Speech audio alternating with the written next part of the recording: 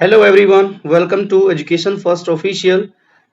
प्यारे बच्चों, आज की इस वीडियो में हम कक्षा छठी की जो हिंदी की किताब है मल्हार, उसका हम पाठ नंबर 6 पढ़ेंगे, जिसका नाम है मेरी माँ। तो बच्चों, ये एक जो है मेरी माँ जो पाठ है, ये लेखक श्री राम प्रसाद बिस्मिल जी के द्वारा लिखित एक आत्मकथा का एक अंश है। आत्मकथा मतलब उन्होंने एक ऑटोबायोग्राफी लिखी, उसी का ही एक छोटा सा पार्ट यहाँ पर हमें दिया गया है पढ़ने के लिए। और राम प्रसाद बिस्मिल जी के बारे में जाने तो यहाँ पर दिया गया है राम प्रसाद बिस्मिल के बारे में। तो थोड़ा सा हम जान लेते हैं कि कौन थे राम प्रसाद बिस्मिल। तो लिखा गया है कि श्री राम प्रसाद बिस्मिल बड़े होनहार और नौजवान थे, गजब के शायर थे, देखने में भी बहुत सुंदर थे, योग्य बहुत थे। जानने वाले कहते हैं कि यदि किसी और जगह या किसी और देश या किसी और समय पैदा हुए होते तो वे किसी देश के सेना अध्यक्ष बनते। मतलब यहाँ पर जो है भारत में उनका जन्म हुआ।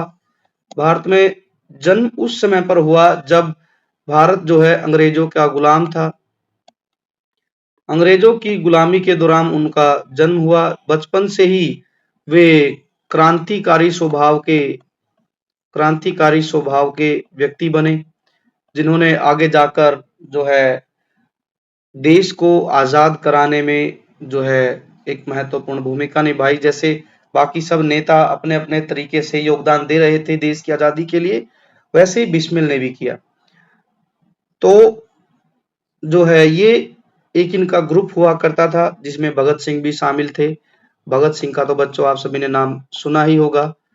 पंजाब से थे और छोटी ही उम्र में उन्होंने भी क्रांतिकारी भावना अपनाई और देश के लिए शहीद भी हो गए थे। तो यहाँ पर यही बताया गया है कि बिस्मिल के बारे में कि यदि जिस समय वो भारत में उनको पहचान मिली क्रांतिकारी के रूप में, तो यहाँ कहा है कि यदि किसी और देश में उनका जन्म हुआ होता तो वे जरूर किसी सेना के अध्यक्ष बनते।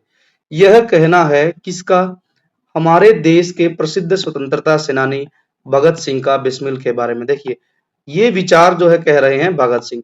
भगत सिंह भी कहीं ना कहीं उनके विचारों से, उनकी भावना से प्रभावित थे, इसीलिए उन्होंने ये शब्द कहे बिस्मिल के बारे में।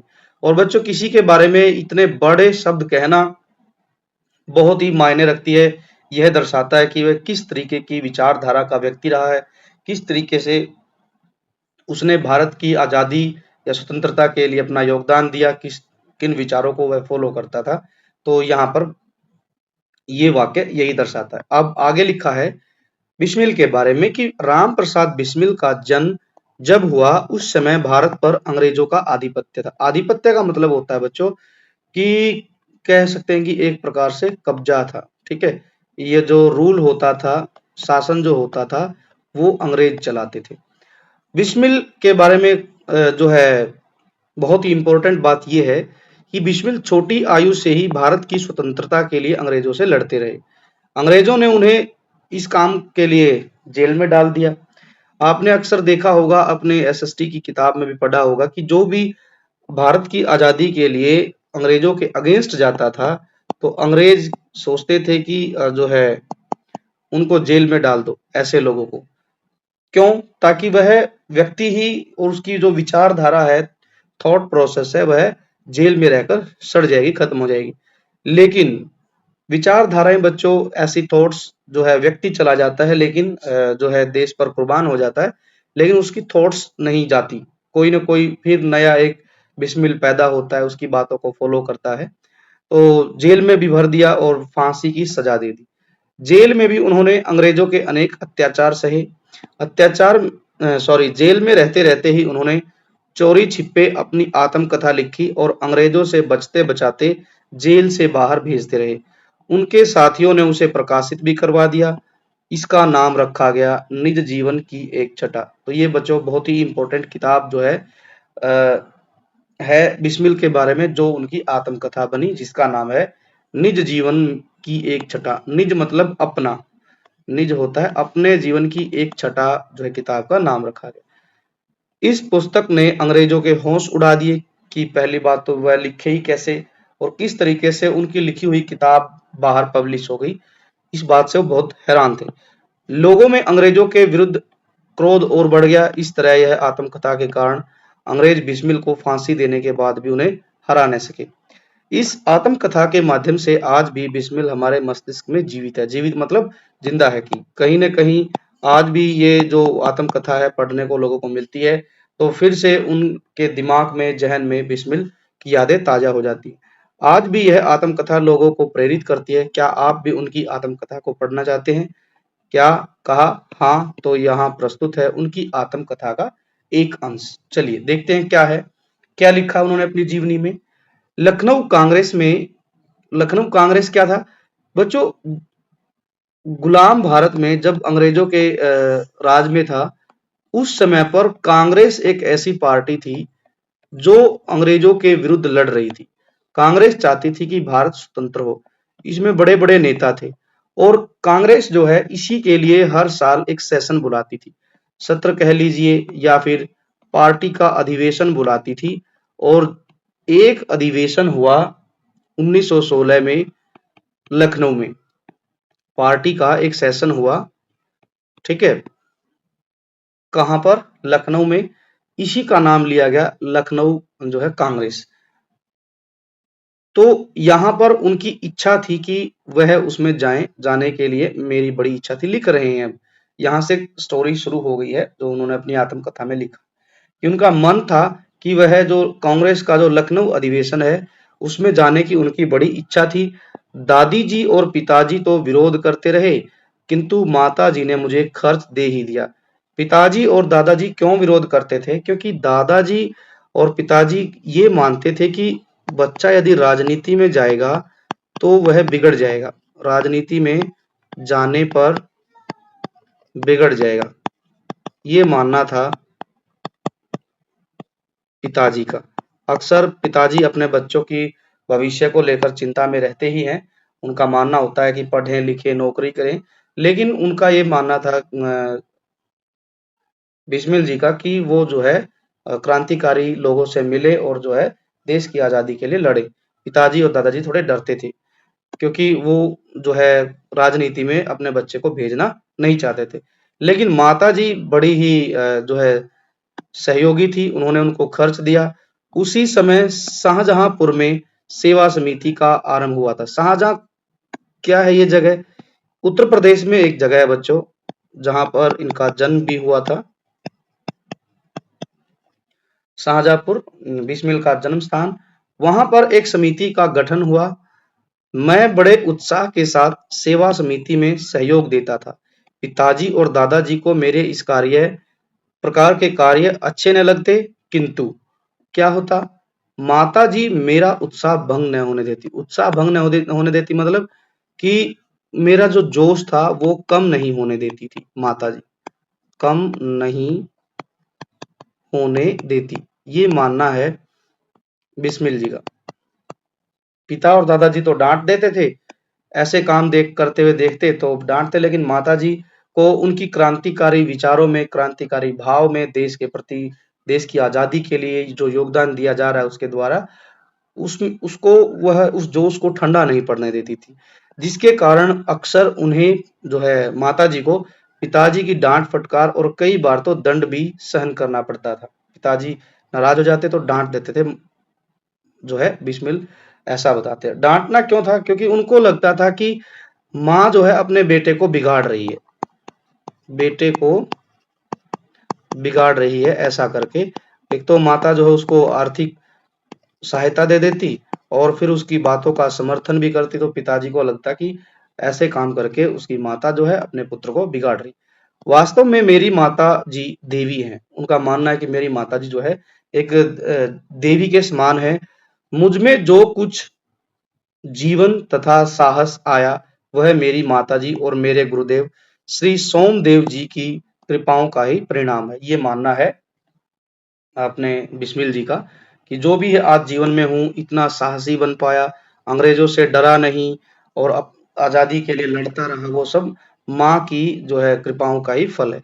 दादाजी और पिताजी मेरे विवाह के लिए बहुत अनुरोध करते रहे। अनुरोध का मतलब होता है कि विनती करते रहे किंतु माता जी यही कहती रही कि शिक्षा पा चुकने के बाद ही विवाह करना उचित होगा। माता जी इस बात में भी जो है साथ देती बिस्मिल का। उनका मानना था कि पहले बच्चा हमारा शिक्षा प्राप्त कर ले, पूरी कर ले, तब हम इसकी शादी करेंगे।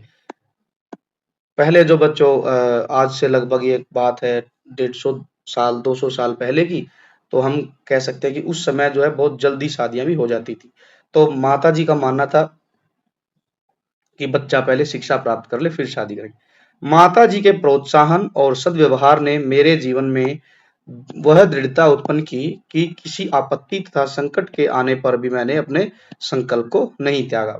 माता जो है समय-समय पर जो है बिस्मिल को मोटिवेट करती रही और अच्छा आचरण सिखाया। सद्व्यवहार का मतलब होता है कि अच्छा आचरण करना, अच्छा आचरण करना देशवासियों के साथ, जो देश के लोग हैं भारतीय, उनके साथ अच्छा आचरण करना, लेकिन अंग्रेजों के खिलाफ जो है वो क्रांतिकारी रहते थे। इसी से वो प्रेरित इतने हुए कि कभी भी किसी भी आपत्ति में कोई भी बड़ा संकट आया तो उसमें वो जो है अपने संकल्प को नहीं त्यागे। एक समय मेरे पिताजी दीवानी मुकदमे में किसी पर दावा करके वकील से यह कह गए कि जो काम हो वह मुझसे करा ले। देखिए पिताजी ने कहा दीवानी मुकदमे मतलब बच्चों जो आपको पता ही है कि कोर्ट वगैरह में जो कभी-कभी केस चलते हैं, मुकदमा मतलब कि कोई केस के बारे में कह के गए पिताजी किसी वकील को कि यदि कोई काम है तो वह मुझसे करा ले। अब जो वकील साहब थे उन्होंने क्या किया, कुछ आवश्यकता पड़ने पर वकील साहब ने मुझे बुला भेजा। कहा कि मैं तुम्हारे पिताजी के हस्ताक्षर वकालतनामे पे कर दूं। मैंने तुरंत उत्तर दिया कि यह तो धर्म विरुद्ध है। देखिए कौन कह रहा है ये बात? जो वकील है। वकील क्या कह रहा है? कुछ आवश्यकता पड़ने पर वकील साहब ने मुझे बुला भेजा मतलब कि बुलावा,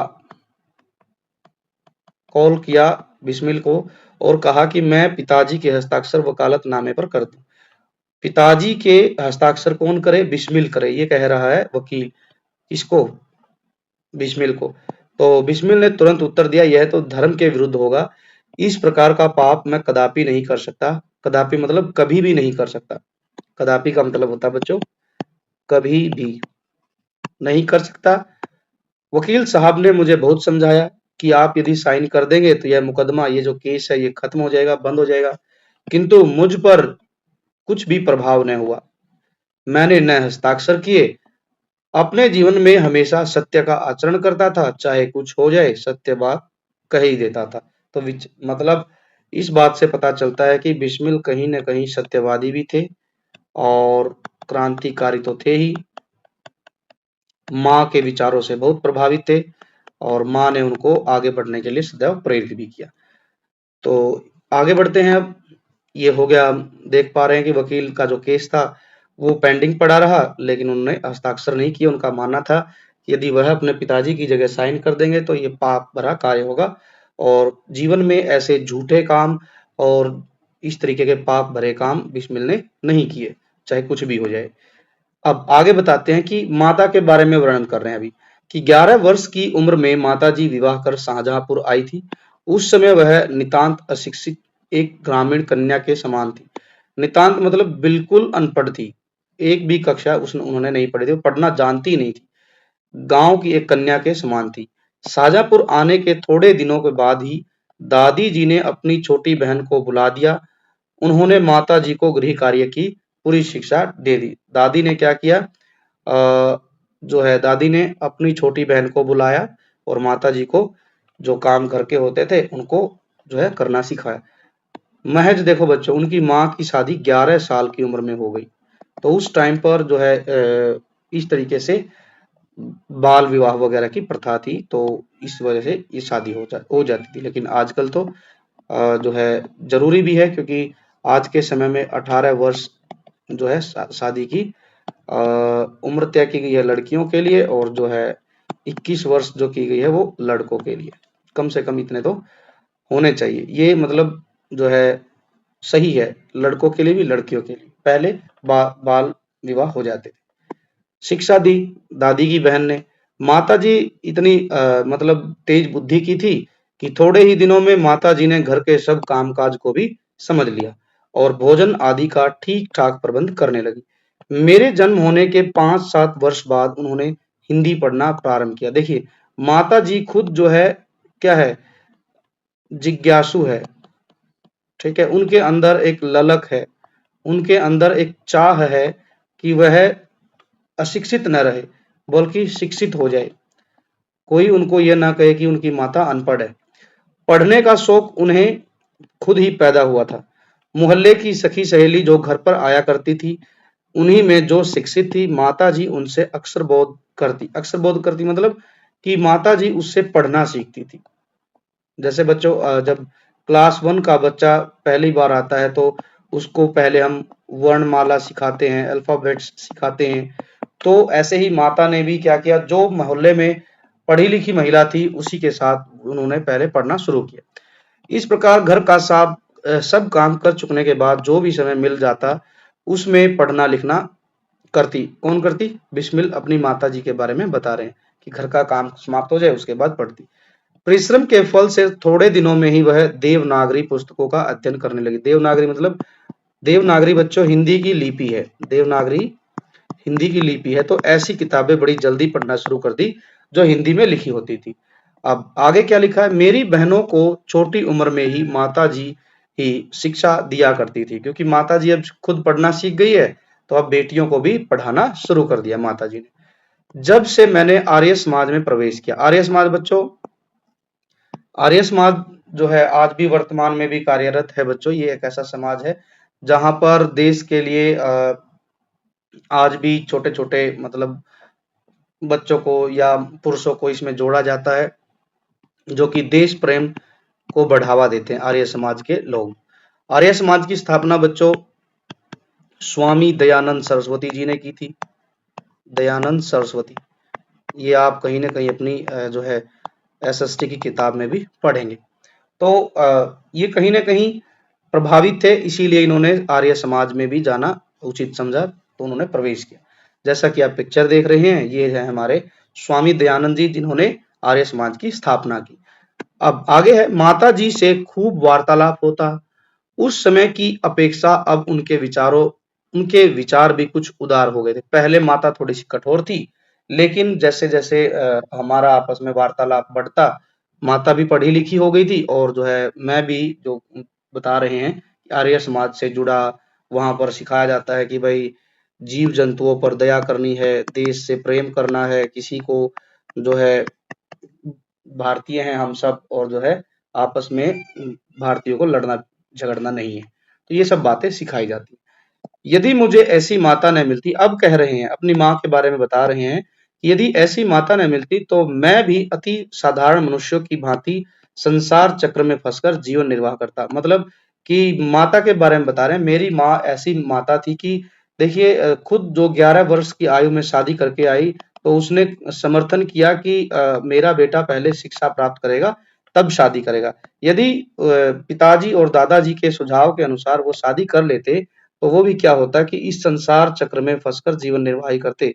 उनकी शादी हो जाती, शादी होने के बाद जो है अपना एक आम साधारण मनुष्य की तरह अपना जीवन जीते, जीवन निर्वाह करते मतलब जीवन जीते, वो शादी करते, ठीक है? और जो है आम लोगों की तरह से अपना जो जीवन चल रहा था, वैसा जीवन जीते। शिक्षा आदि के अतिरिक्त क्रांतिकारी जीवन में भी उन्होंने मेरी वैसी ही सहायता की है, जैसे मेज़नी को उनकी माता ने की थी। अब ये मेज़नी कौन है? मेज़नी जो है बच्चों, इटली के एक क्रांतिकारी थे। मेज़नी के बारे में यदि आप पढ़ना चाहते हैं, तो आप जो है उनके बारे में पढ़ें। इतना बताएँगे हम कि जो है इटली के एक क्रांतिकारी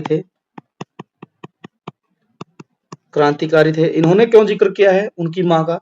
क्योंकि इनकी माँ ने भी जो इनका नाम था पूरा जोज़ेफ मेज़नी, पूरा नाम था ये जोज़ेफ मेज़नी।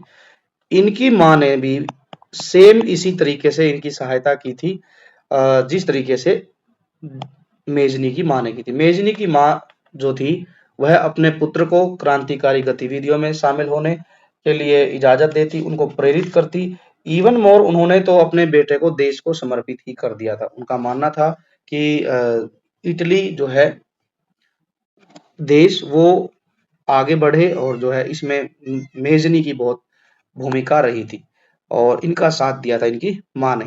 इसीलिए यहाँ पर बिस्मिल ने जिक्र किया, क्योंकि उन्होंने भी मेजनी के बारे में खूब पढ़ा था। आगे लिखा है, माता जी का सबसे बड़ा आदेश मेरे लिए यही था कि किसी की प्राण हानि न हो। माता जी उनको शिक्षा यही देती थी कि कुछ भी हो जाए, ऐसी कोई भी हालत आ जाए कि किसी भी परिस्थिति में किसी की भी जान नहीं लेनी है। ठीक है? उनका कहना था कि अपने शत्रु को भी कभी प्राण दंड न देना। देखिए कितनी बड़ी बात लिखी बच्चों, कि उनका मानना था कि कोई भी स्थिति आ जाए, भारतीयों को तो छोड़ दीजिए, शत्रु भी है, अंग्रेज भी है, तो उनको भी कोई किसी तरीके का प्राण दंड नहीं देना है। बस उनसे अपनी बात मनवानी है। उनका मानना ये था कि गलत है तो उनको एहसास दिलाना है कि आप हमारे ऊपर गलत कर रहे हैं, लेकिन ऐसा नहीं करना कि आप इस जो है गलत बताते-बताते उनके किसी की जान ले ले। तो ऐसी शिक्षा देती थी कि उनको बोला गया था कि आपने किसी की जान नहीं लेनी है। उनके इसी आदेश की पूर्ति करने के लिए मुझे मजबूरन 1-2 बार अपनी प्रतिज्ञा भंग करनी पड़ती थी। लेकिन जो है क्या करते, जो है आदेश था तो मजबूर हो जाते थे, तो अपनी प्रतिज्ञा भंग करनी पड़ती थी उनको। अब लिखते हैं जन्मदात्री। जन्मदात्री किसको कहा है? एक तो होता है बच्चों जन्मदाता। जन्मदाता का स्त्रीलिंग है जन्मदात्री, तो इसलिए यहाँ लिखा कि जन्मदात्री जननी अपनी माँ के बारे में कह रहे हैं कि हे माँ, इस जीवन में तो तुम्हारा ऋण उतारने का प्रयत्न का अवसर भी न मिला। क्यों कह रहे हैं ऐसा? क्योंकि वो खुद भारत माँ के लिए सेवा कर रहे हैं, भारत माँ की आजादी के लिए संघर्ष कर रहे हैं, इसलिए कह रहे हैं कि हे माँ, जो है इस जन्म में तो मैं तेरा ऋण नहीं उतार पाऊंगा, तेरा कर्ज जो है, तूने मेरी इतनी सहायता की, वो मैं नहीं उतार पाऊंगा। हाँ, इस जन्म में तो क्या, यदि मैं अनेक जन्मों में भी सारे जीवन प्रयत्न करूं, तो भी मैं तुमसे उऋण नहीं हो सकता। उऋण का मतलब होता है बच्चों, एक तो होता है ऋण और ऋण का अपोजिट होता है उऋण। वो कह रहे हैं कि हे माँ, इस जन्म में तो क्या, यदि मैं बार बार जन्म भी लूं और यदि आप ही मुझे माता के रूप में मिलो, तो भी मैं आपका ये ऋण जो है जीवन में नहीं उतार सकता। कि आपने मुझे शिक्षित बनाया, आपने पिता और दादाजी के अगेंस्ट जाके मेरी सहायता की और मुझे इतने अच्छे-अच्छे जीवन मूल्य दिए, जिनसे मैं आज जो है आगे बढ़ बढ़ पा रहा हूँ। जिस प्रेम और दृढ़ता के साथ तुमने इस तुच्छ जीवन को सुधार किया है, वह अवर्णनीय है। कि मतलब मैं उसका वर्णन नहीं कर सकता, आपने मुझे इतना अच्छा जीवन दिया है।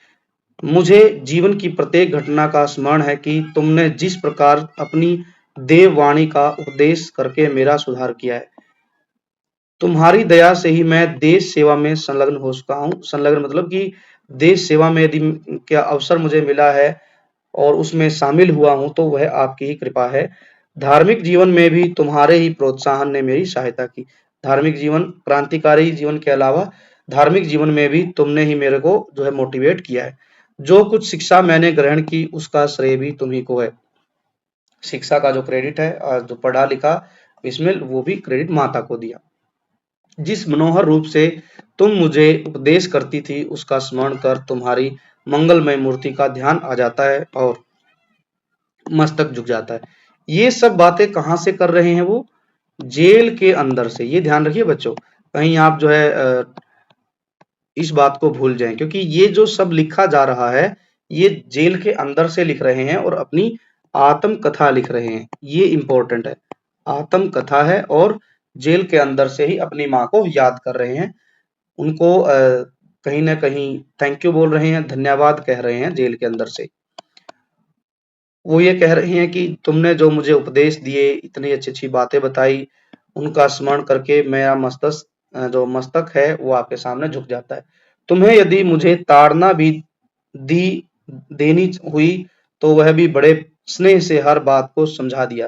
ताड़ना मतलब कि कभी-कभार जैसे माँ जो होती है बेटे के अच्छे के लिए कई बार थोड़ा बहुत लाड प्यार के अलावा ताड़ना मतलब पीड़ा कह सकते हैं, या फिर कभी-कभार माता जो है अपने बच्चे को पिटाई भी कर देती थोड़ी बहुत। पिटाई वो तरीके की नहीं कि माँ नफरत करती है, नहीं। हर माँ अपने बच्चे से प्रेम करती है, वो नहीं चाहती कि उसका बच्चा किसी गलत रास्ते पर जाए, भटक न जाए, इसलिए कई बार माँ जो है शारीरिक पीड़ा भी देती है। तो वो माँ माँ के बारे में कह रहे हैं कि उसको भी आपने बड़े स्नेह से मुझे समझा दिया है। यदि मैंने धृष्टतापूर्ण उत्तर दिया। धृष्टतापूर्ण मतलब कि मैंने किसी प्रश्न का या आपकी बात का कोई मूर्खता के साथ में उत्तर दिया या मैंने जानबूझ के ऐसा किया, तब तुमने प्रेम भरे शब्दों में यही कहा कि तुम्हें जो अच्छा लगे वह करो, किंतु ऐसा करना ठीक नहीं, इसका परिणाम अच्छा न होगा। माता देखो समझा भी रही है अपने बच्चे को साथ-साथ कि तुम्हें जो करना है बिस्मिल वो करो, लेकिन यह ठीक नहीं है। बस ये ध्यान रखना है कि इसका परिणाम अच्छा नहीं होगा। जीवनदात्री, तुमने इस शरीर को जन्म देकर केवल पालन-पोषण ही नहीं किया बल्कि आत्मिक, धार्मिक और सामाजिक उन्नति में तुम ही मेरी सदैव सहायक रही। जन्म जन्मांतर परमात्मा ऐसी माता ही दे। और वो साथ ही साथ अपने भगवान से भी कह रहा है और माँ को धन्यवाद कर रहा है कि हे जीवनदात्री, हे माँ जो है, तुमने सिर्फ मुझे जो है जन्म नहीं दिया, जन्म देकर ये कार्य हर माँ करती है, ठीक है? जन्म देती है और अपने बच्चे का भरण पोषण करती है। लेकिन बिस्मिल जी कह रहे हैं कि माँ तुमने सिर्फ यही नहीं किया, तुमने सदैव मेरी आत्मीयता को भी जगाया, ठीक है? और साथ ही साथ धार्मिक कामों के लिए भी तुमने मेरी मदद की और समाज की उन्नति के लिए, समाज के विकास के लिए, समाज की तरक्की के लिए भी सदैव तुमने मेरी सहायता की। और लास्ट में कहते कि हे प्रभु, यदि मुझे हर जन्म में कोई माता मिले तो सिर्फ मेरी माँ ही मिले, और ये भगवान से प्रार्थना करते हैं। फिर है आगे बोल रहे हैं, महान से महान संकट में भी तुमने मुझे अधीर नहीं होने दिया। अधीर का मतलब होता है कि मुझे धीरज नहीं खोने दिया। सदैव अपनी प्रेम भरी वाणी से को सुनाते हुए मुझे सांत्वना देती रही, मुझे समझाती रही। चाहे कितनी भी कठिन स्थिति आ जाए, मुझे परेशान नहीं होने दिया, धीरज नहीं खोने दिया, हर बार समझा। तुम्हारी दया की छाया में मैंने अपने जीवन भर में कोई कष्ट अनुभव नहीं किया। इस संसार में मेरी किसी भी भोग विलास तथा ऐश्वर्य की इच्छा नहीं रही। देखो ये बात क्यों कही है? क्योंकि पिताजी जो थे बच्चों वकील थे। उस समय में वकील होना, वकालत करना बहुत बड़ी बात थी। अब वकील थे पेशे से पिताजी, तो मतलब जरूर इनका घर परिवार जो है अच्छा रहा होगा, ठीक है, वकालत करके। तो लेकिन इनका मन था कि देश प्रेम के लिए कुछ करना है, क्रांतिकारी भावना से प्रभावित थे और देश की आजादी के लिए योगदान देना चाहते थे। तो इन्होंने किसी भी प्रकार के भोग विलास में या किसी भी प्रकार की ऐश्वर्य मतलब कि सुख सुविधा को नहीं अपनाया। सबसे बड़ी बात ये थी। चाहते तो ये भी घर पर आराम से रह सकते थे, पिताजी की तरह से वकील बन सकते थे, लेकिन उन्होंने नहीं किया। केवल एक इच्छा है, वह यह है कि एक बार श्रद्धा पूर्वक तुम्हारे चरणों की सेवा करके अपने जीवन को सफल बना लेता। लेकिन यह सुख मिला नहीं उनको। क्यों? क्योंकि छोटी ही उम्र में उनको अंग्रेजों ने जेल में बंद कर दिया। जेल में बंद कर दिया तो घर से दूर रहना पड़ा। तो इनकी इच्छा ये थी कि हे माँ, यदि मौका मिलता तो मैं आपकी चरणों की सेवा करता, जिससे मेरा जीवन सफल होता। लेकिन जो है ये हो नहीं सका, यह मेरी एक इच्छा है। किंतु यह इच्छा पूर्ण होती नहीं दिखाई देती। क्यों? क्योंकि अब अंग्रेजों ने इनको फांसी देने का ऑर्डर कर दिया था। इसीलिए लिखा है कि ये इच्छा पूरी नहीं होगी कि मैं आपके चरणों की सेवा कर पाऊँ। और तुम्हें मेरी मृत्यु भरी खबर जरूर सुनाई जाएगी। माँ, मुझे विश्वास है कि तुम यह समझकर धैर्य धारण करोगी कि तुम्हारा पुत्र माताओं की माता या भारत माता की सेवा में अपने जीवन की बलि देवी को भेंट कर गया है। यहाँ बच्चों कितनी बड़ी बात लिखी है इन्होंने। ये कहा कि हे माँ, मेरी खबर जैसे ही सुने तो रोना मत, क्योंकि आपको मेरी मृत्यु की दुख भरी खबर सुनाई जाएगी। लेकिन धीरज रखना है। मुझे विश्वास है कि हे माँ, तू इतनी मजबूत है, इतना धीरज है तेरे अंदर कि तेरा जो पुत्र है, बेटा है, वह माताओं की माता, भारत माता की सेवा करते हुए अपने जीवन को न्योछावर कर गया है। भारत माता की सेवा सबसे बड़ी सेवा है। उसने तुम्हारी कोख कलंकित नहीं की। और उन्होंने कहा है कि माता, जिस कोख से तूने मुझे जन्म दिया है उस पर मैंने कलंक नहीं लगने दिया। क्यों कहा ऐसा? क्योंकि हर माँ ये चाहती है कि उसका बेटा अपने देश के काम आए, यदि अवसर मिलता है तो जरूर काम आए। यहाँ यही समझाएगी। कोई बुराई नहीं ली, कलंकित मतलब किसी प्रकार की समाज से कोई बुराई नहीं ली, कभी झूठ नहीं बोला, ठीक है, कभी किसी को प्राण हानि नहीं होने दी, और बस अपने काम में लगा रहा अंग्रेजों के विरुद्ध। तो इसीलिए जो है उस समय पर बच्चों, यदि कोई व्यक्ति देश के लिए अपनी कुर्बानी करता था तो वो अपने आप में बहुत बड़ी जो है बलिदान था। आज भी यही माना जाता है, क्योंकि देश पर न्यौछावर होना, भारत माता के लिए अपने प्राणों की बाजी लगाना बच्चों जो है वास्तव में हम कह सकते हैं कि सबसे बड़ा बलिदान है। अपनी प्रतिज्ञा पर दृढ़ रहा। जब स्वाधीन भारत का इतिहास लिखा जाएगा तो उसके किसी पृष्ठ पर उज्जवल अक्षरों में तुम्हारा भी नाम लिखा जाएगा। तो ये कह रहा है कौन? बिस्मिल कह रहा है कि माता, जब भारत आजाद होगा, स्वाधीन का मतलब होता है बच्चों आजाद भारत, जब देश आजाद होगा। ऐसा क्यों कह रहे हैं? क्योंकि अंग्रेजों के अधीन था तो उसको पराधीन बोलते हैं बच्चों। स्वाधीन का अपोजिट होता है पराधीन। देश गुलाम था, लेकिन कह रहे हैं जब आजाद भारत होगा, तो जब आजाद भारत का इतिहास लिखा जाएगा, हिस्ट्री लिखी जाएगी, तो किसी न किसी पेज पर जब जब मेरा नाम आएगा, बिस्मिल का नाम आएगा, तो उसी उसी समय माता तुम्हारा भी नाम जरूर आएगा, तुम्हारा नाम भी जरूर लिखा जाएगा इतिहास की किताबों में। तो ऐसा मानना है इनका, ऐसा मानना है बिस्मिल जी का। फिर ये एक बहुत ही प्रसिद्ध घटना को याद करते हुए लिखते हैं कि गुरु गोविंद सिंह जी की पत्नी ने जब अपने पुत्रों की मृत्यु की खबर सुनी तो वह बहुत प्रसन्न हुई थी, और गुरु के नाम पर धर्म की रक्षा करते हुए, धर्म रक्षा करते हुए अपने पुत्रों के बलिदान पर मिठाई बांटी थी। अब ये कौन है बच्चों? गुरु गोविंद सिंह जो थे बच्चों, ये मुगलों के अगेंस्ट युद्ध कर रहे थे।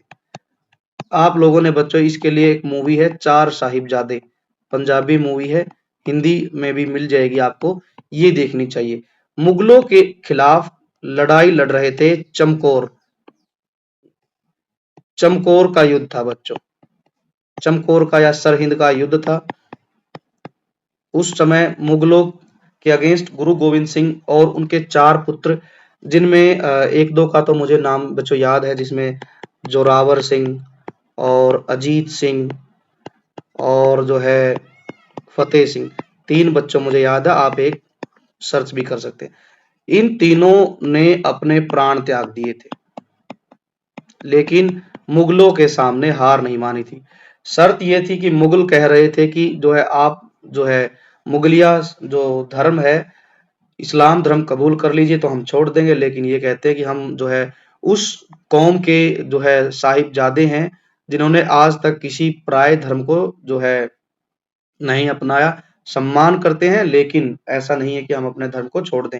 और जो है बच्चों अपने प्राणों को त्याग दिया था। जब इनकी माता को जो है, एक इनकी दादी का नाम मैं बताना चाहूंगा बच्चों, दादी जो थी गुजरी देवी थी, गुजरी देवी। ठीक है, ये बहुत प्रसिद्ध लड़ाई है बच्चों, आप इसके बारे में इंटरनेट से भी पढ़ सकते हैं। तो गुरु गोविंद सिंह जी के चार पुत्र थे, जिनमें से तीन का जिक्र मैंने कर दिया, जोरावर सिंह, अजीत सिंह और फतेह सिंह।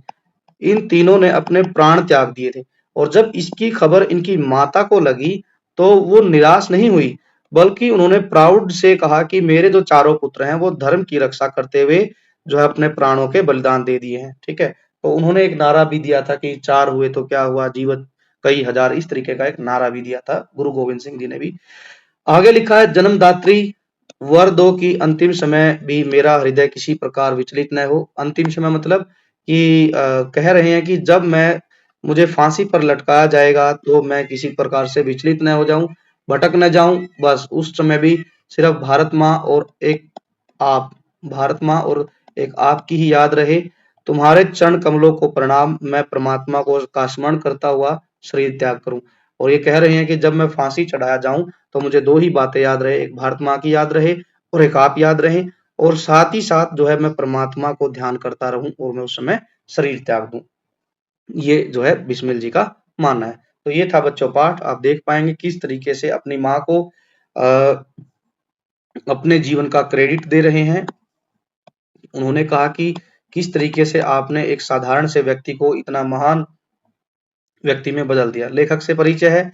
भारत के स्वतंत्रता संग्राम में अनेक क्रांतिकारी वीरों ने अपना बलिदान दिया। सरफरोशी की तमन्ना, ये एक बहुत ही प्रसिद्ध गाना था जो उस टाइम पर गाया जाता था। आज भी आप इसको कई फिल्मों में सुन सकते हैं कि जैसे लिखा बोल है कि सरफरोशी की तमन्ना अब हमारे दिल में है, देखना है जोर कितना बाजुए कातिल में है, जिसको अक्सर जो है भगत सिंह भी गुनगुनाया करते थे। तो ये बड़ा ही प्रसिद्ध एक जो है शेर था बच्चों, जिसको राम प्रसाद बिस्मिल ने जो है लिखा था। मात्र 30 वर्ष की आयु में अंग्रेज सरकार द्वारा उन्हें फांसी पर लटका दिया गया। एक असाधारण प्रतिभा के धनी राम प्रसाद बिस्मिल एक अच्छे कवि भी थे, उसके साथ-साथ एक लेखक भी थे। उन्होंने अनेक पुस्तकें लिखी जिनमें उनकी आत्मकथा काफ़ी जो है परिचित रही या चर्चित रही। कौन-सी थी? निज जीवन की छटा, ये जिसमें से ये प्रसंग लिया गया है। ये बहुत ही प्रसिद्ध रही, बहुत काफ़ी चर्चा हुई इनकी आत्मकथा की। और जो ये मेरी माँ जो ये एक जो अभी हम पढ़ रहे थे, ये भी इसी में से एक पार्ट है जो कि आपकी किताब में दिया गया है।